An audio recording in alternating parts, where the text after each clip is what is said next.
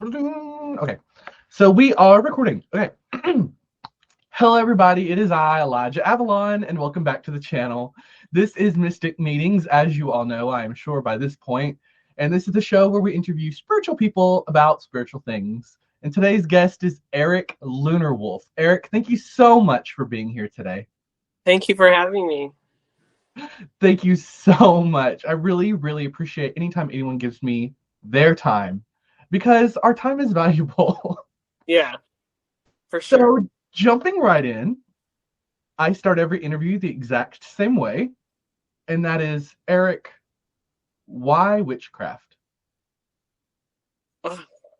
You started with like the Barbara Walters question. Like, oh God, I'm triggered. Because why does anyone start the craft? I feel like it's always some kind of trauma that we go through. Not necessarily everyone, but at least for me, it was some kind of trauma. It always had to start off from just feeling kind of lost and lonely, especially when you grow up. I grew up in a very Catholic household that just quickly shifted to like a Christianity household. And my mom went through a very kind of like spiritual crisis herself. And she took me to like so many different churches. So I got to hear so much stuff that just never resonated with me. And I just decided to kind of look for something on my own. And I think it was just out of the necessity to find something, to belong to something, which started off with me finding my first witchcraft book. And then I was just hooked. What was that book? Do you remember? God, okay. It was, I know a lot of people give it craft, but it was To Ride a Silver Broomstick by, is it Raven? Silver Ravenwolf? That was the first one. And I lied to my mom. I told her I needed this book for school. But so I told her, it's like, I need it. It's a book report, please, please. I was like, I need it. And she bought it at Barnes and Noble. That was my first book also, actually. Oh, it was? Oh, I Yeah. love it. Yeah. I'm not. I think witches of a certain age, that was Silver Ravenwolf was like just our intro, be it that book or one of her others. I mean, she was everywhere in the early 2000s for Yeah, sure. yeah. Yeah. So you talked about being raised Catholic initially. Um, does that still have any sort of impact on your practice today or spiritual beliefs? Oh, 100%. Because it was my first exposure to something like a ritual. Um, it was my first exposure also to like um, not only one God, that there's other saints. There's just more like an openness to it, especially my exposure to candle magic. If you're familiar with Catholicism, at least when we went to Catholic church, it was always the mass, the big incense, the big costumes, pretty much from the priest, and then you would end it by, lighting the candle, praying, and so it was my first exposure to a little bit more. And then Christianity just kind of there's like nothing, there's like nothing there. So I missed that, and I think that's why I longed. I missed that kind of ritual aspect to something. Interesting.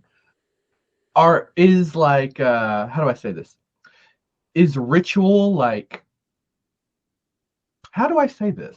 Is ritual and like sophisticated ritual, like habitual ritual, is that something that you do in witchcraft today, or is it more simple, you know, salt of the earth, like sticks and stones? I know it's chaotic one, yeah, because like I as much as I try to like learn something, I think my ADHD brings me back and be like, we can't focus, so just do what feels right.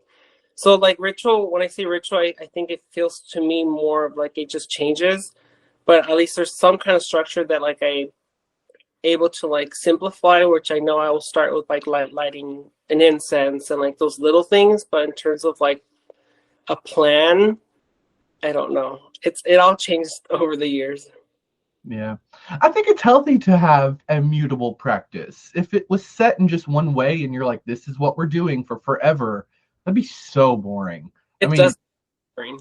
yeah, like no shade to people who have that. If it works for you, it works for you. But for me, yeah, that would be I couldn't do that. It'd be too boring. Too boring. I have to change things a lot. I'm a Well, water sign. We don't stay stagnant. yeah, it reminds me of like school a little bit. Like you start following everything to the T. Like even you read a book and you try to copy everything, buying all the same author tools and everything. And as you start learning more, you start adding your own style. And then you realize that none of it really mattered. You didn't need all the little things, and it just kind of tailors as you get older. Yeah, totally. Uh, Sort of on the same topic, but sort of shifting. Wicca. Is Wicca something that you like? Is it something that you incorporate? Is it something that you practice? What is Wicca's influence in your life, if at all? I mean, I think well, at least for me, I think I started there first because it was like the first exposure, like the books, you kind of are hungry for everything once you read the first Silver Ravenwood book. You kind of branch out, and I think you go into like Wicca. I think I looked at Wicca for Dummies at one point to kind of simplify my brain. And I mean, I can't remember exactly what I learned from it, but I mean, it had to, evolve to what I do now. I mean, it still talks about the craft. I think the only thing I didn't resonate too much with was that it's very heavy on roles, on the masculine and feminine roles. And I always felt like I was lost in the middle. And so it's just kind of one of those things where like every time I read it, I'll be like, this doesn't feel right. I think when it came to Wicca. Yeah, absolutely. I feel much the same way. I think that it's a queer problem. I yeah, I agree. Yeah, I think a lot of us feel that way, whether we voice it or not. It's a complicated but beautiful thing to be queer, especially in a magical space where we are celebrated, but we don't necessarily have defined roles, much like in society. We're always in that gray area. We live in this rainbow area where we encompass all colors at once. It's so complicated. Yeah. Um, why do you think there are so many queer witches, speaking of? Because there seems to be a lot. Um, I don't know. I think it just comes down to the same thing as just wanting to find somewhere where we belong. Because you kind of grow up realizing that you're completely different from everybody, even your own family, you're completely different. And, it's a whole kind of, I'm not sure, but I guess it is like a kind of cliche is like you end up wanting to find your family. Like it's not necessarily blood related.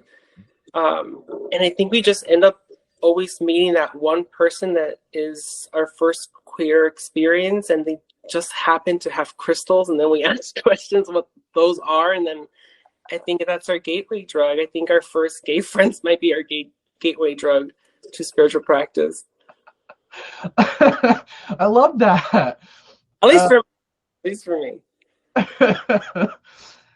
Ancestry is always a topic I think that floats up in witchcraft every few years. And ancestry is really big for me. And I think it is for a lot of Americans in general, especially because we're like all kind of mutts. Yeah. But ancestry is really big in my practice, working with ancestors, be them of blood relation or not blood relation. Is ancestry a part of your witchcraft? I would say so, definitely. I think I know it's at least for my background, I am technically almost like a Latin mutt because we're kind of everywhere. But in my at least Hispanic household, we didn't really. I guess my ancestors didn't keep any kind of records. They weren't much for like keeping stuff. So tracking ancestors down a certain point is very difficult. And so it was kind of like I wanted to connect to ancestry, and because I didn't have that available, because no one really remembered who was who or how far I went, you kind of are left with like, if I want to connect with ancestors, then it would be more of like the gods and goddesses or whoever I'm working with and tapping into those energies. And then I mean, I even consider like my dad who passed, and even my brothers who passed, as like ancestors. So I'm able to reach out to them, and as far as I can go in my line, my bloodline. But I think it's definitely okay to work with other ancestors. Yeah. Absolutely. Absolutely. I think especially for people who are magical in any way on a magical path, there comes a point where you have to reach back really far, or at least you want to, and work with those ancestors, the more pagan ancestors, Hmm. because, you know, for hundreds of years back, everyone was very Catholic. And, you might not always want to work with that kind of energy. So I think for a lot of us who do ancestor work in witchcraft and other magical paths, we reach pretty far back, or just generalized as like a pan ancestral, like cultural ancestor. Yeah, it's definitely a big old soup pot. Yeah, yeah. I see some pretty awesome statues behind you. Um, they seem to be Norse. Yes. Uh, when did the Norse pantheon, it seems, because there's a lot, Yeah, come to your path? I'm strictly Norse pantheon now. I started my practice when I was 13. I'm 37 now. And I've been very humbled and grateful to have worked with so many different type, mostly because I was just kind of like, oh, let's see what this person's like, or this god or goddess is like. So I think I tried way too many, and I don't know if that's good or not. But it wasn't until like I reached my mid 30s where I felt like I needed something else. I think I just grew spiritually, and I've always liked um, the Norse mythology. Like I've always worked with Odin at a very young age, but I've never really like delved. Oops, dropped a crystal. Very wicked of me. But I just always worked with Odin, but I was very nervous about it. And I ended up always working with the feminine aspects. So I was working with like Aphrodite, the Morrigan. Um, but there was a certain point of my age where I wanted to work more with the masculine energy, and then I just delved into Odin, and then the rest of the gods and goddesses came in, and even the most feminine of the goddesses have a very strong masculine. So it was more of me trying to find my what that meant for me as a masculine identity, as a gay male, and trying to balance out the feminine, and working with both of those energies. So it started, I think, when I was like 35, so a couple of years ago. Yeah. Why? Why did I say? No, I love that. I started when I was 13 also, and I'm 35. And Okay. this year has been transformative for me in my practice. Like I've shifted so much. It must be a 35 thing. I don't know what it is. Once you hit 35, you're like, okay, I need a shift. I need like a big shift. I guess so. Maybe there's an astrological reason, but I love that. I love that parallel. And like you said, or at least you touched on in my head, Yes. um, the balance of like, what does masculinity even look like for me? I'm a gay man, and masculinity was always something that was like hurtful and hateful growing up to me. Yeah. And so it's like I know how to embrace it within myself. And if I saw it in myself, I rejected it for a long time. The feminine came much more easy, as did working with feminine spirits at first. But entering my 30s, it really shifted, and I became very mask heavy. Uh, it's interesting to hear someone else touch on that. But I have to say, my favorite Norse deity, if we're gonna play that game, is Uller. He's off the beaten path of the pantheon, but I love Uller. Love Uller. Odin is amazing as well, and surprisingly queer. Yeah. It's funny. I mentioned Odin, but like, very rarely call upon him or work with him. I feel like he's just there. But the one I work with the most is Loki. Is the one that I gravitate to the most energetic wise. But I don't know. I mean, I have a lot of statues, and I always say like you don't need them, but like the Leo in me just wants to have pretty things. Oh, like no, I need them. I need them personally, but so I just like looking at them. Oh my gosh, and I also love that you're a Leo. I was supposed to be born a Leo, but I came a month early, so I'm a Cancer. What are the Connection. Anyway, uh I really want to talk more about actually Norse for a minute if you don't yeah, mind. Lucy things. Um Loki is such a hot topic among certain witches and heathens and all sorts of people. Some people are strictly like, no Loki ever. We do not talk about him. We do not practice him. We do not invite him in this circle. They treat him almost like he's Satan. Do you have thoughts on the treatment of Loki in modern pan magical community? I think it's definitely gotten a lot better since Marvel came into the picture because I when I started to work with Loki, it was right at the cusp where like the Thor started coming out and like it was more of like his character.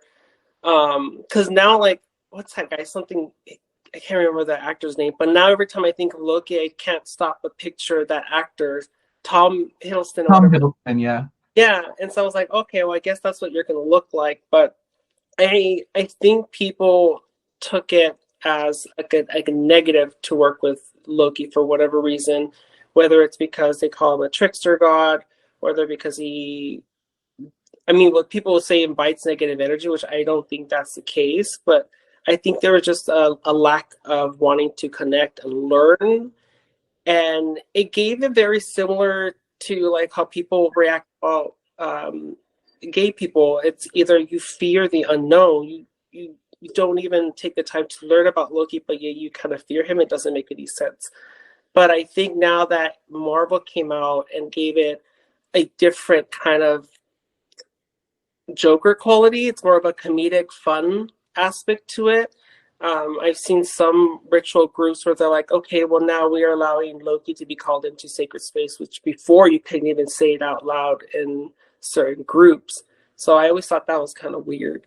But I definitely have seen that it's been way more popular now, especially in social media. Yeah. I have my own intimate relationship with Loki in the past. And I would also say that Loki is not a bad spirit. And I wouldn't even really actually call him a trickster, but I know that, there's history there. Uh, from what I understand, our like earliest collections of him is that he's like more of a fire spirit, I think. Uh, but yes, I have had interesting magical sessions with Loki that definitely are chaotic. There's not much I can say on YouTube without getting demonetized about my relationship with Loki. But yes, I remember what helped me kind of get past my own like subconscious Christian biases I had against spirits that I thought were like Loki was I wrote a short story about Loki when I first kind of encountered him in Ritual. And it was about this guy who was in a very dark mental space and struggling with mental illness. And Loki came in, and rather than try to heal him from the mental illness, he asked him to actually embrace the mental illness as like a power. Um, and I think that that was Loki guiding me in that story to write that story. That was like my own working. It was like almost like a month-long spell, unfolding me writing that story. So I think what I mean by all of that is that, yeah, don't hesitate to work with different types of spirits to everyone watching, and be open to however they're going to teach you. I mean, I got taught through writing a story, so Yeah, that's awesome. And what's interesting is that, I mean, with North, whoever is really wanting to work with like the North Pantheon is that there's not a lot of information.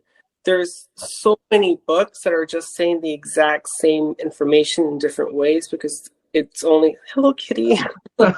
there's only there's only one like real person which who was a Christian. So it was the Norse pantheon through a Christian's eyes with Snorri, who wrote stuff. And then there's not a lot of much information. So most of the stuff that you get is people's personal experiences. Is what you're really buying a book is to find out what those personal experiences are.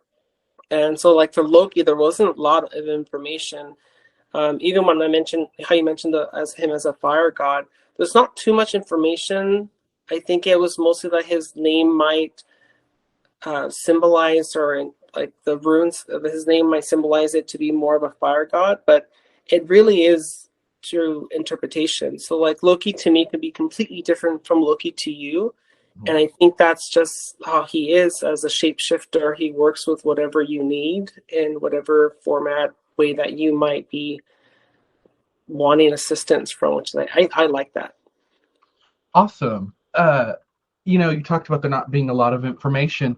I work primarily with the Celtic pantheon, and not just the Irish one, which is the one that everyone always thinks of. But same. There's virtually nothing about them, and what is recorded was recorded by Christians. So I feel the struggle. um, Shifting a little bit again, with no beautiful segue in sight. We talked earlier about Abrahamic faiths in the form of Christianity, and I think that in the past year, maybe 3 years max, I personally have noticed on the internet that demonology, Satan himself slash Lucifer slash the devil, has become very, very, very popular in the witchcraft space, where witches are just like jumping in with working with demons in their practice or with the devil. What are your thoughts on that? I don't know. I think there's such a very cool sexiness to it all, and I think especially because like we're in the age of social media where everything's become so visual. So when people are talking about like Luciferians or even like demons and stuff, it's done in such a very artistic visual way that you're interested. You consider it as like something else, like, oh, I like the way that this girl's dressed up, and she's doing like kind of like that Lucifer pose or the devil pose, or they're mentioning like demon oracle cards or tarot cards. And it, for me, as like someone who grew up with horror movies, like I gravitate that dark kind of theme. And so I always just find it very like sexy and appealing to me in a way. But I think it just depends on the person. Yeah, absolutely. I find it interesting that, and this is maybe controversial, Uh-huh. but I find it interesting that a lot of, at least internet witches, seem to be almost in line with certain types of atheists, where they are so not Christian that they become anti-Christian, like vocally, where all they want to do is just hate, hate, hate. But then they use Christian iconography, Christian imagery, Christian concepts of what a demon is and who the devil is in their practice. It's just ironic and like strange to me. And I grew up. I'm from Alabama. I grew up in the South, so Protestant Christianity dictates everything. Yeah. And the idea of being fearful in your Christianity dictates everything. So I grew up with my own biases and shadow work to work through once I got into magic, about magic, and especially the devil and demons.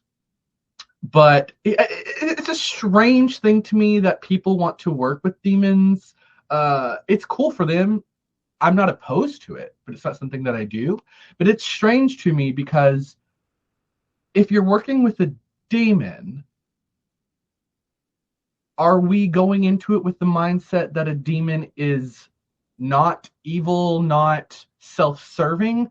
And if we are, then is it still a demon or is it something else? Like, it's just a strange can of worms to open for me. So with that said, my question is, do you believe in the concept or definition of evil?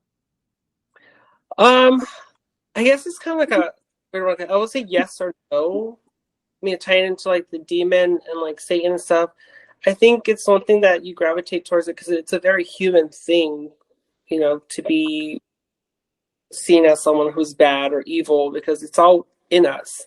So to gravitate towards like that kind of energy, it's almost like helpful in shadow work to be able to put a face what our fears are, our insecurities are, sometimes we do call those our darker parts, our demon selves. And so I think when we look at, I guess, the biblical, and I'm not too well versed in all like the demonology and everything, but like if you're looking for someone that's like the Lord of the Flies or the glutton gods or whatever the demons are, you kind of see yourself a lot in those things because at one point you feel like you've been demonized in one way for those same reasons. So it's, I don't know, it's interesting. I can't say I've worked with it or really like read much about it, but I'm, again, it's sexy to me, so I'm very intrigued about it. Okay, awesome. Well, that negates my second question. Um, the term witch, right? Loaded term. Yeah. And primarily has been used to describe women in history in a negative context, and witchcraft at large. What are your thoughts on that term as using it for yourself? Do you call yourself a witch, or do you, in your head, do you use something else? Like what labels do you enjoy? I mean, I've always liked, I guess, the term witch. Even heathen. Now, I actually use heathen witch together, and I think I do it in a way to respect like everything I've learned from the early Wicca to witchcraft, now to Norse heathenry, and I've never really had a problem with it. I think because I felt very comfortable that the fact that it is kind of a feminine term, the same as like I know for a lot of like queer men, we don't like the F word, but I know a lot of people turn to embrace it as something where you turn something negative into something positive that uplifts you and inspires you and motivates you. Like I never resonated with the word term warlock or wizard. Like I know some people are trying to bring that back, which is great, but I just don't identify with it. I like the word witch and the term witch. Okay. I love the word warlock. I It mean, I was like, my channel name for a really long time, actually. yeah. I mean, not like the charm warlock, which I know that they meant like demons, but it was very exciting though. Yeah. Uh, okay. You know, being of a certain age, as I am too, I think Disney had a huge impact on us growing up in the 90s, especially. Yeah. If you were there, like those home videos, come on. Uh, did the witches or the evil women in those movies spark anything in you as a child? Because they definitely did for me. And I think for a lot of queer people and non-queer people. But I Yeah. feel like everyone who idolized those characters over the princesses sometimes, I've noticed, have mostly become like queer witch adults. I would agree. I think because um it's interesting because like in Disney per se, most of the like things growing up, any kind of like wickedness to like queer base, like either if you want to talk about Scar from The Lion King, they all have a very queer undertone, but they were seen as the villain. So you kind of grew up seeing these very drag camp kind of like well dressed and probably like the best scenes and lines or the best musical numbers, whatever. And you just identify them because they're being shown as the outcast. And I always love it. Like Maleficent growing up, that was just so good. And then with like Snow White, the evil witch to be able to transform yourself and like go after like a bully, even though like Snow White wasn't a bully. But could you imagine like I'm gonna turn this old lady and then go after one of my bullies?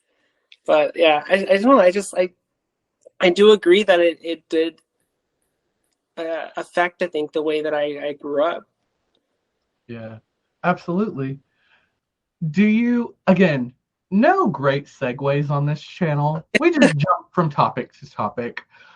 Do you believe in the concept of holiness? Since I asked you about evil, do you believe in holiness?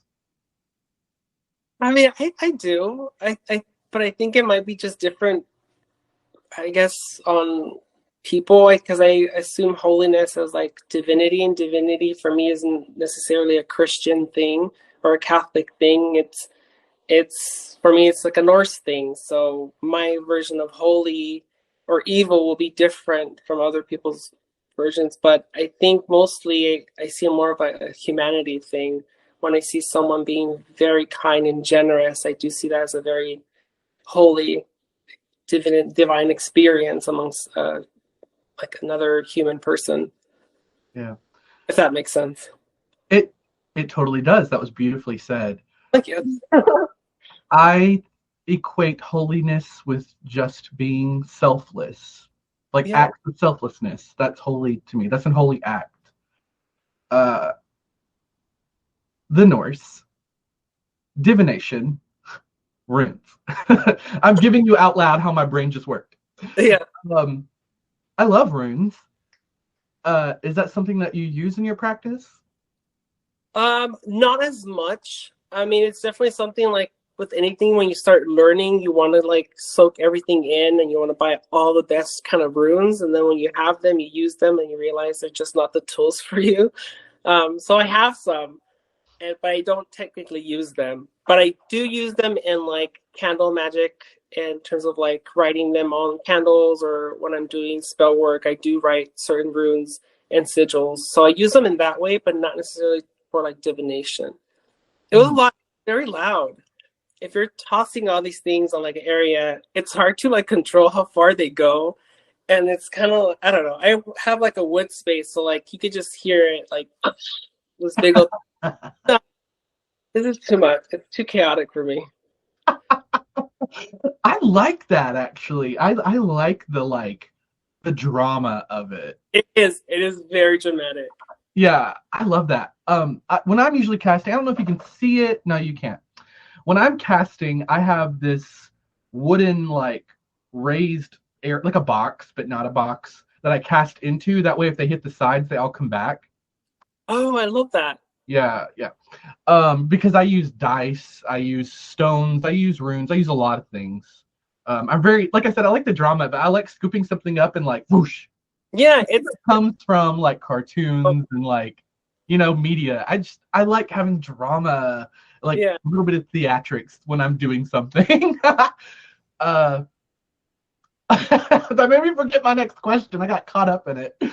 Um, what was I gonna say? Oh my gosh, I had a beautiful question that was so like poignant in my heart. Um, do you think that tarot is a must for witches, or do you think you could just not practice it at all as a witch? I mean, I don't think anything as a witch. You don't really have to do much or have anything to call yourself a witch. I think it's just more of an internal thing and how you live your life. But I don't know, as a student and to kind of have a grasp of everything, I think it is a little bit for me as a disservice not to try it. I think there's a lot of um, I don't know. It's just it's definitely a tool that like when you're learning things, it will strike interest and it'll help you lead to go a path to something else. Maybe tarot will lead you to oracle cards, or oracle cards will lead you to like tea readings. It's good to have a little bit of knowledge and experience. It's always helpful. I use tarot and oracle as like my priority of like divination. Hmm. Hmm. Um, I like Ogham or Ogham, and I think that ties back to the whole like I like the Celts and Celtic pantheon thing. Yeah, and it gives me something again, something dramatic to like toss around. But that's cool. Yeah, I tarot. I mean, come on, it's just like Wicca to me, and that's no shade to Wicca, but it is like the 101 step. It's your gateway to everything. And if Yeah, you like it, you can stick with it. And if you don't, you can move on. You can have more than one thing at once that you use. It's yeah. not a competition between divination tools. Speaking of tools, though, do you use tools in your practice, like wands or athames and things like that? Or are you just like, these are my hands, this is my mind? At the 37-year-old me, it's just hands. Like that's it.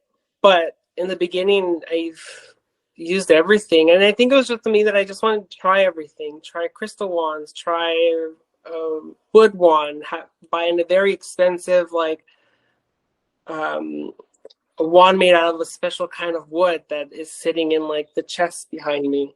Like it just ends up realizing that like with your life and how things just happen, you just use your hands a lot more than you would other objects. But not to say like if for those that are using them, feel free to use them. But I think I just feel more comfortable just my hands as my own tools pretty much. What do you use? Hands, same. I And will you occasionally feel, have them and they're free. yeah, So yeah. Occasionally I will feel called to use a tool for something, and that I feel like that's usually because a certain spirit is like, I really want you to do this. So I'll do it. But otherwise, yeah, just me. I entered, magic at a young age, as did you, and I had to keep it secret. So I didn't have the luxury of having like an altar or tools that I could keep. So I had to do it all within myself in a kind of shamanic way or an energy work way. And I think that that actually was a strength of mine. And I think it continues to be a strength of mine that I did enter the craft, so to speak, with nothing but myself. Uh, and to this day, like I could get rid of this entire room and I would still feel like I'm being just as potent as if I did have everything in this room, you know? yeah, I definitely agree with that, and I think you're so right because like, and I like the way you said it. Like when we are born into witchcraft and Wicca, we are born in with nothing, really nothing. You're starting fresh, and so it's kind of nice to have that as like a reference in terms of like you really don't need anything, you know. But yeah, when I grew up, I had nothing. I couldn't practice anything. My family was very religious.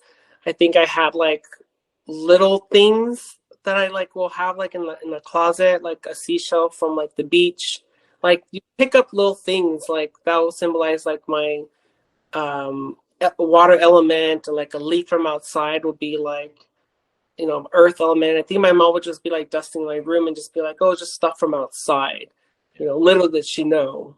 Yeah, I have still on my altar two sticks, and one of them is this it's a piece of bamboo that I found, this random bamboo tree growing in the middle of the woods in Alabama, behind my house as a kid, and it was like dead. It was a dead tree, and I remember taking it and carving the end with my good old pocket knife as a little country boy, and made it into a point. And over the years, the stick got smaller and smaller because I would hit things with it and play with it in the woods. And now it's like this big, and I keep it on my altar. And whenever I feel like I need to use an athame, I use that. And that's something I have, from I made it when I was like 11 or 12. Oh, I And love that. yeah, and so that's there. But that's about as fancy in my tools as I get, is a sharpened stick. But And but I do love the knives and all the fancy, pretty things. it's actually I feel the most powerful tool you'll ever have because it was something you created yourself and you've used it for so long. I always say like the best things that you could do in your craft is make something yourself. Like reuse something, recycle something. It's always like the best. Yep. I mean, it's a craft, right? It's witchcraft. Why aren't we crafting things? But I agree. I mean, it's great to support people when you can financially and buy their things that they've made. That's awesome. But I think you're right. There's a certain type of power and like psychic connection you get with something when you made it yourself, or when it's something that you picked up from your environment with the land's energy that you're on in it. It changes something, I think, about a space and about your magic when you use it. Um, I could imagine that it's probably difficult for someone who's just starting their practice and having it so heavy visually with social media of like you have to have everything look so amazing and perfect. I couldn't imagine what that would do for me, my self-esteem as the 13-year-old witch. You know, there was no social media there. I didn't even know you existed or anybody else existed. It was only whoever's on my block. That was pretty much it. So being able to like see everybody and experience everything, it's amazing in itself, but I can only imagine how difficult that is. I know. I'm actually really glad that I didn't grow up with the internet like people do today, and Yeah. social media especially. I still have a strained relationship with social media. I don't use it for fun at all. Any social media I do, and it's very evident, there's a data trail, is just for work. Uh, I guess I'm old school in that way. I don't know. Maybe I'm just boring, but that's just me. But yeah, I can't imagine as a kid the pressures of that. However, I do think it's cool that whenever they have a question about something, they can just get the answer immediately. Yeah. I think the best part. I mean, I'm not gonna say I wish the internet was never born because I love the internet and everything it gives us. But yeah, it's just so nice to have all the information. Not only all the information on like how to do things, but also personal experiences that people are posting. Have that exposure and all that knowledge out there. It's great, but I'm sure it has its difficulties as well. Yeah, I can only imagine what it had done for me though if I could have just Googled anything that I had a question about without having to go through an adult or flip through this big book at the library trying to find my answer. Especially like gay questions, Oh yeah. because Oh, game. we don't get no sex ed classes for us. That would have been really helpful and would have avoided a very awkward first time for me. Yeah. But covens are a big thing in magic, right? And I've had the beautiful privilege of being in two covens in the past and getting to lead one myself. That was a great experience. Do you think that covens are important for a person in witchcraft, or do you think it's okay to just do the whole process? Because I mean, we don't really ever know what's going to happen, but do you think it's okay to do the whole process alone?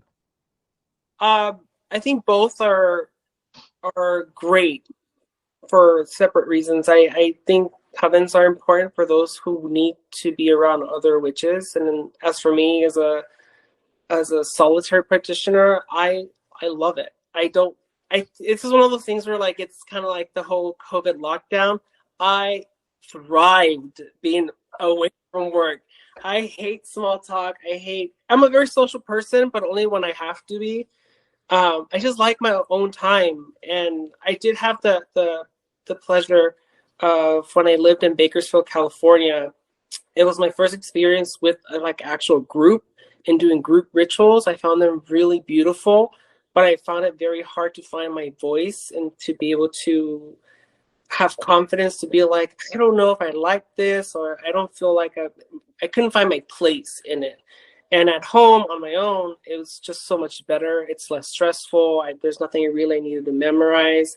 But I do sometimes miss like the when I used to celebrate like the Sabbats of like Samhain with more than just myself, where there's a big gathering and you bring stuff like those aspects. I love that aspect. But I don't think it's necessary if you're not wanting that kind of environment. Yeah. The first group that I was in, I was the only person that was definitely an introvert. Everyone else was very extroverted.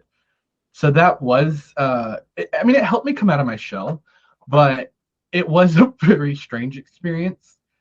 My second experience with a group, like I said, I was the leader of the group, so it was a different experience. I definitely felt more of a voice because I was leading everything. But yeah, I've been solitary for quite some time now, like over a decade, and I love it. I must agree with you. However, yeah, like you said, the community of it is nice. Yeah. Luckily, we do have the internet now, and we can have community in that way. It's not the same, but in that way. And that brings me to the topic of cyber paganism, digital witchcraft, all that stuff. I think you can agree, or at least understand in some way, coming of age around that Y2K era and the birth of the internet, really, it was everywhere. And like shows like Charmed talked about it. Buffy the Vampire Slayer had an episode about a digital witch. Uh, that concept to me still remains so intriguing, and it's something I have dipped my toes into, especially when I was younger, like having a floppy disk of shadows, doing rituals on a message thread. Like, is that something you've ever participated in? I have. I remember doing. I had such a hard time doing a Book of Shadows on paper because I'm still a perfectionist. I gave myself a hard time every time I made a mistake, and digitally was my first experience where like I could quickly, cleanly edit and organize it, and it was great. But I think I always just missed the tangible having the book in my hands. But um, everything I learned as soon as YouTube started, and the YouTube craze was like, if you remember Charming Pixie Flora, which she goes by Flora Sage, she actually lives out here in Phoenix, Arizona. She was my first real exposure as like somebody else that it was like that they practice and they're teaching it. And she had a lot of like digital things. Like I did a year. I think she called it a year and a day of witchcraft, and I signed up for it. And it was having online witch classes, and then you had homework, and then you had to like. It was just kind of like a college course. You would write essays, and you would do different things of divination and turn them in, and you would have your things printed out. And I liked keeping that in like a Word doc and being able to reference it, and I just found it really convenient. If that. Yeah. Without getting like too trippy and strange, one of my first major experiences working with a spirit that I really could like fully perceive, like I was very deep in ritual, and like I felt like I could hear this spirit like audibly, not just in my head, came from a computer. Actually, I had a computer it was completely turned off, and this is many, many years ago.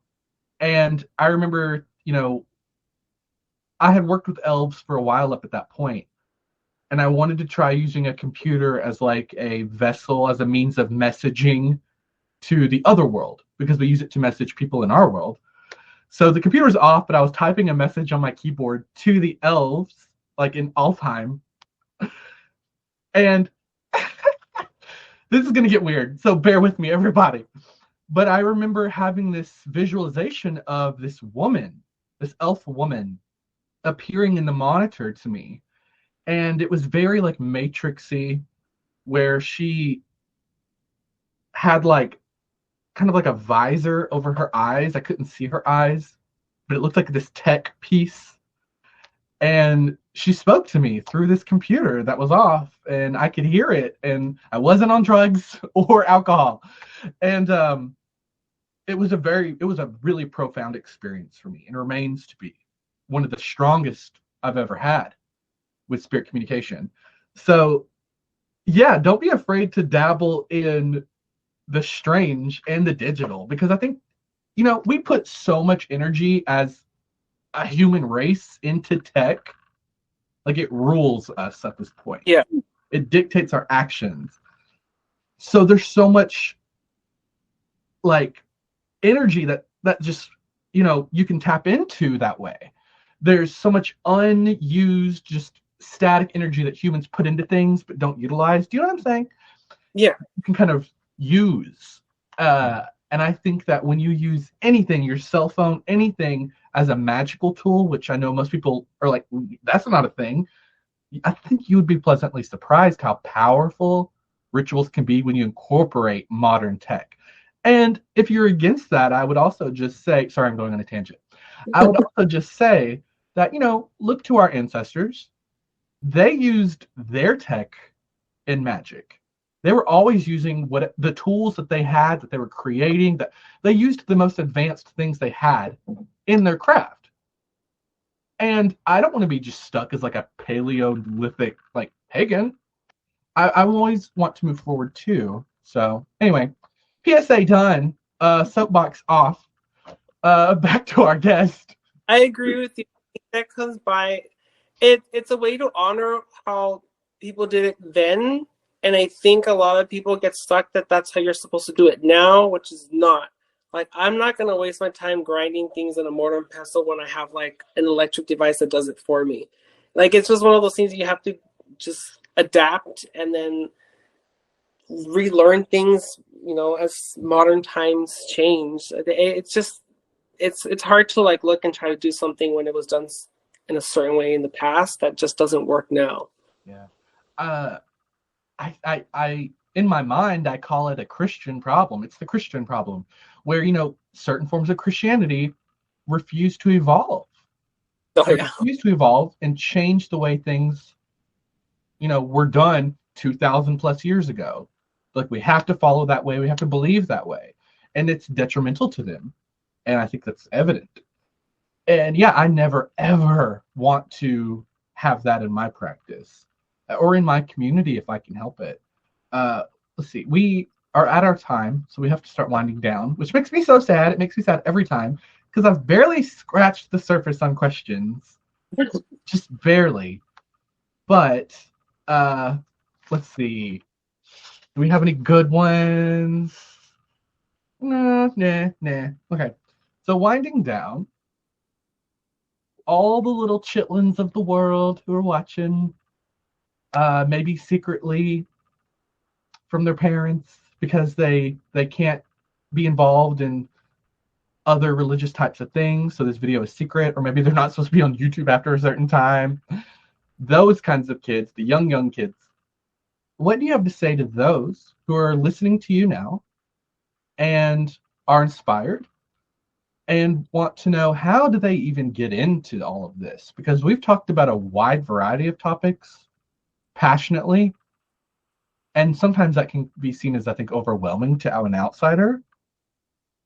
Where do people start in magic? Where do they start? Especially at a young age when you don't have money or the resources, to gather. I would say the best thing that I was given in terms of advice is always start within. You don't need anything. I think step one is learning the vocabulary, internal dialogue of what certain things are, beginning with what does magic mean to you, as well as, what are the elements, spending time with nature, figuring those things out. You don't need anything.